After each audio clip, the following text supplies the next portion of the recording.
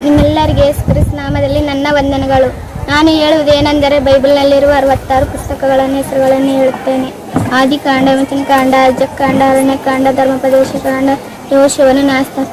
ನಾಸ್ತಾಪಕರು, ರೂತಳು, 1ನೇ ಸಾಮುವೇಲ, 2ನೇ ಸಾಮುವೇಲ, 1ನೇ ಅರಸುಗಳು, 1ನೇ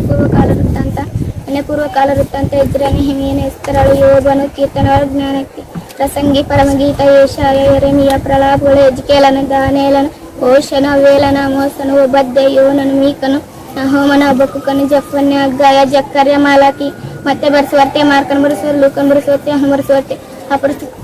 ಅಪೊಸ್ತಲ ಕೃತ್ಯಗಳು, ರೋಮ ಪಡೆದವರಿಗೆ, 1ನೇ ಕೊರಿಂಥ, ಗಾಲಾತ್ಯದವರಿಗೆ, ಎಫೆಸದವರಿಗೆ, ಕೊಲೊಸ್ಸದವರಿಗೆ, 1ನೇ ಥೆಸಲೋನಿಕ,